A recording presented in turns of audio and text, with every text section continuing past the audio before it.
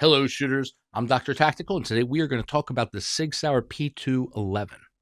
Sig Sauer might be the most controversial handgun manufacturer in America right now. Lawsuits, allegations, media outrage, and honestly, they kind of remind me of somebody we all know. Because most companies, under this kind of pressure, would be bunkering down, lawyered up, and playing defense. SIG didn't. Very few companies would have the testicular fortitude to fight, despite the onslaught of litigation and vilification coming at them from all directions. In the face of adversity, SIG kept plowing forward and quietly developed one of the most interesting performance pistols they've released in years. Now, the 2011 platform is not new. This isn't SIG inventing a brand new handgun category. What is new is SIG stepping completely outside of its comfort zone. For decades, SIG has been known for government contract duty style pistols, guns designed around institutional requirements, not peak performance. With the P211, SIG deliberately stepped away from that mindset and into the high-end competition-influenced performance space. They didn't create a new platform, they evolved one, and that's the real story. The SIG P211 is not a duty gun. It's not nostalgia, and it's not trying to replace the P226 or the P229.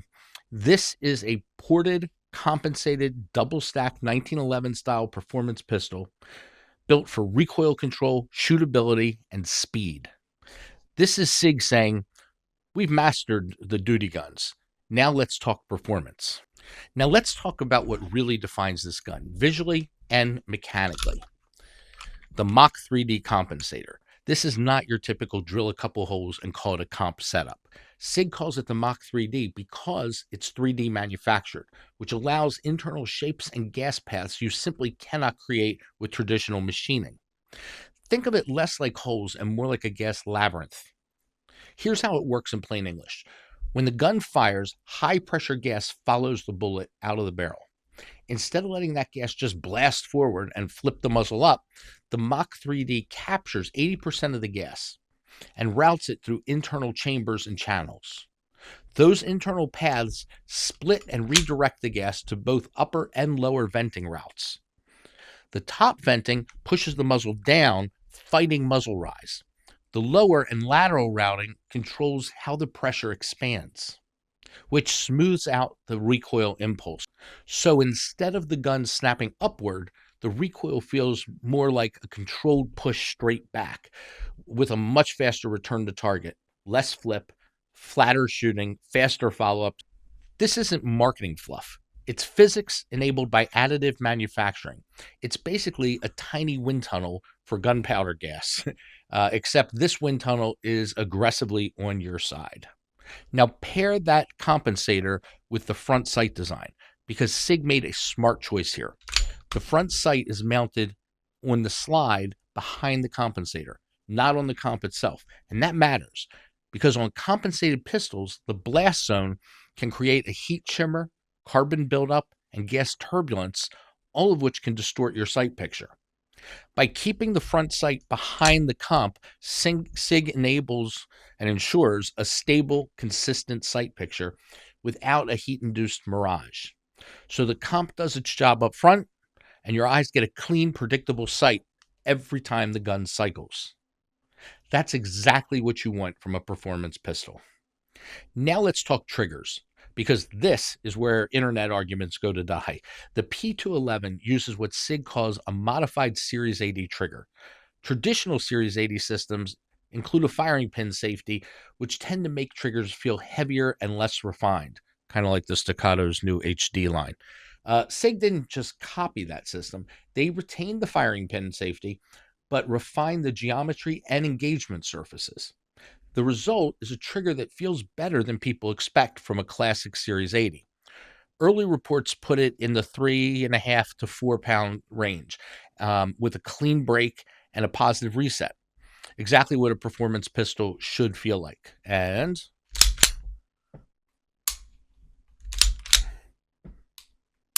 I would agree. Now some context. The P226 and the P229 that I'm comparing here are not your standard duty models. The 226 is the Zev and the 229 is the Legion. Both are single action only, and yes, they have excellent triggers. The P229 Legion single action only has the Ghost trigger, which is phenomenal. It's extremely short, it's extremely clean, it's extremely light. The P226 Zev trigger isn't technically a Ghost trigger, but it is a high quality, high tuned single action only trigger. Very crisp and very light. Now, safety architecture does matter. So both the 229 and the 226, like all classic SIG P series pistols, use a passive firing block. That safety makes them drop safe, but it's not a Series 80 trigger, at least not in the sense of the Colt 1911. And neither the P226 nor the P229 have a grip safety. And that's important. I just want to talk about that for a quick second. Even though we're talking about performance type guns, let's talk carry just for a moment. The 226, I've only carried in outside the waistband holsters. It's a large gun, and I've never had a problem with it, and it doesn't matter that it doesn't have a grip safety. The thumb safety is more than adequate. But I have concealed carried the P229 in a smart carry holster, which is basically a pouch. And I have found out that sometimes during the day, the thumb safety had been moved from safe to fire. That's not cool. That's no bueno, because without a grip safety, you're one trigger pull away from an unwelcome party in your pants. By contrast, pistols like the XC and the SIG P211 include a grip safety with a pronounced bump on the back of it. Now, even with a less than perfect grip, it disengages intentionally and doesn't interfere with firing. That's not an endorsement, it's just context. So while we're talking safety, just a quick pause here, because being prepared doesn't stop at the trigger. We train for every scenario. We train to be smart, to be fast, and to survive. But I'm going to tell you something that might sound a little controversial. There is a time when self-defense is absolutely stupid. God forbid if you are ever forced to protect yourself or your loved ones. That physical fight ends the second the threat stops. But if you try to defend yourself against what comes next, the police, the prosecutors, and the civil lawsuits, that is when self-defense becomes downright foolish or just plain stupid. You handled the threat. Now let the professionals handle the aftermath. That is why I've partnered with the Right to Bear. Believe me, I have done a deep dive in this space. I have looked in depth at pretty much all the companies in this area. And the Right to Bear checked all the boxes that I was looking for. They provide the legal defense protection you need immediately after an incident. We're talking 24/7 attorney-answered emergency hotlines and unlimited coverage for criminal and civil defense. They put up their money for your defense up front, so you aren't fighting for your freedom with your bank account. Don't be a victim of the legal system. Be smart. Click the link in the description below to get protected today. Defend your life, but let the Right to Bear defend your future. All right, back to the fun stuff. Now, let's talk about the real comparison here, the Staccato XC, the gun that the P211 is gunning for, if you will. I want to be perfectly honest. After handling the SIG P211 and the Staccato XC side by side, the build quality on the Staccato is on another level. That doesn't mean that the P211 is bad. It isn't. But the Staccato is noticeably better built. The slide on the P211 is excellent.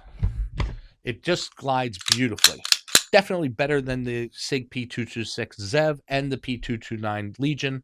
And those are both the best variants of those guns. Gucci versions, if you will. But all that said, the slide on the Staccato XC is like butter. It's in a completely different league. Anyone who racks these side by side will feel it instantly. It's not subtle. Now, the same applies to the trigger. The P211 trigger is excellent. It's really high-end, very good modified Series 80 trigger. But the XC is not Series 80, and the XC trigger is cleaner, crisper, better reset, and it's just more refined. Yes, the Staccato costs over $1,000 more. You got that one. But you can feel where the money went. fit, finish, slide, trigger. It's all there. What is disappointing is that Staccato appears to be moving in the wrong direction. As they're fighting for government contracts, they're moving their triggers towards towards the Series 80 style. And I've had the opportunity to fire a lot of HD models, done some videos on it, and to me, those felt worse than any gun on this table. So, no, this isn't a SIG beats Staccato video, but it is a SIG leaves its comfort zone video. SIG is not retreating. They've not frozen by controversy. They're evolving. So if you're about to write SIG off completely, take a breath. Your P320 magazines will still work, and your ecosystem still matters. And SIG is willing to take risks again. And that's all a very good thing.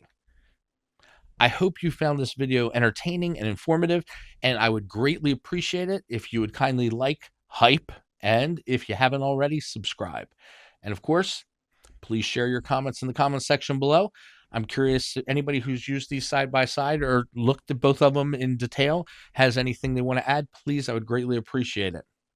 Remember, train smart, carry often, and most importantly, stay tactical, my friends. Stay tactical. I'm Dr. Tactical. Dr. Tactical out.